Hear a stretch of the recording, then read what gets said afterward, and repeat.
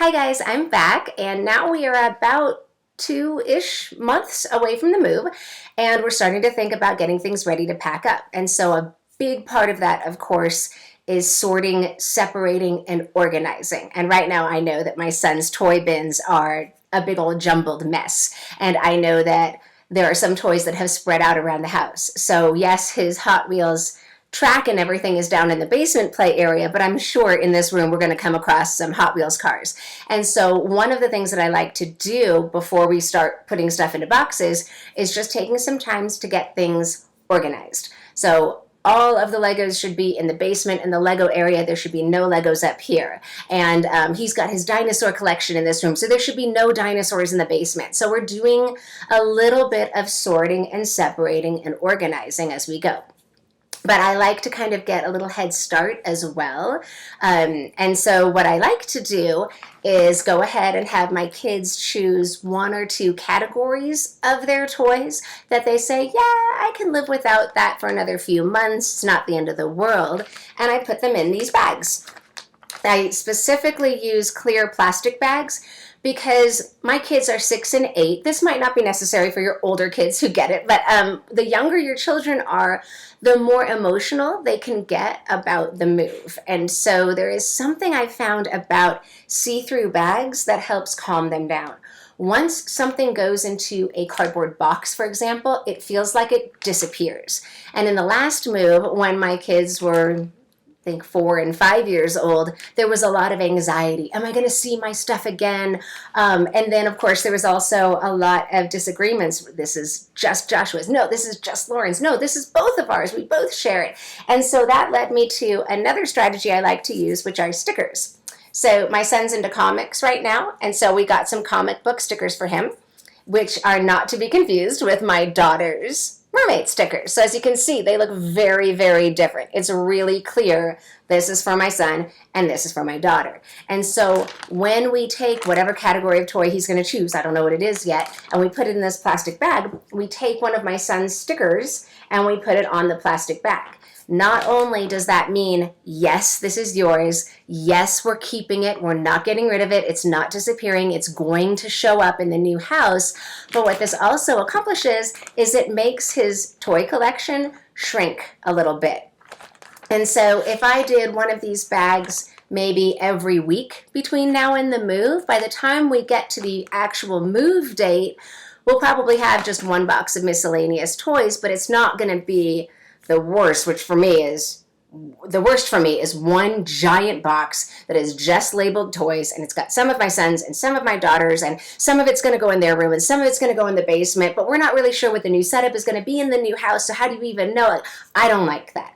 I like having these separate plastic bags so that when we unpack, it's a lot easier to start making decisions. And you'll notice that a lot of my strategies for packing is not about making packing easier, it's about making unpacking easier.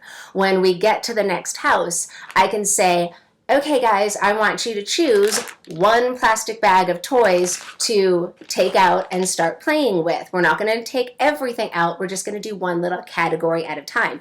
And when we do one category at a time, that's when we'll decide, where is this type of toy going to belong? Does it belong in your room?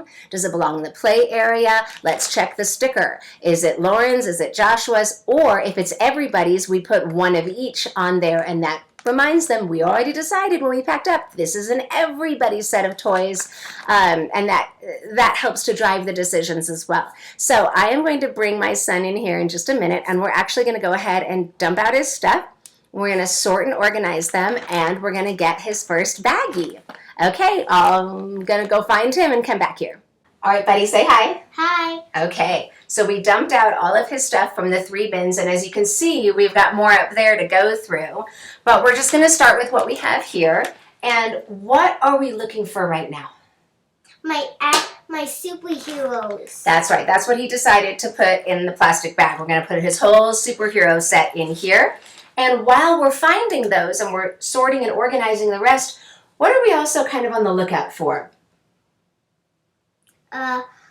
Stuff that don't belong here. Stuff that doesn't belong here, and we already found one. What is this? I thought A ball. A dryer ball. This belongs in the dryer. And then also, what else?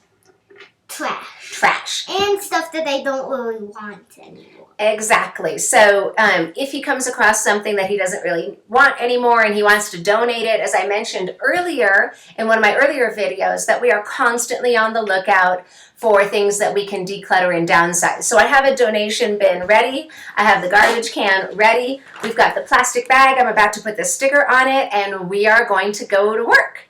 Okay, bud, let's go.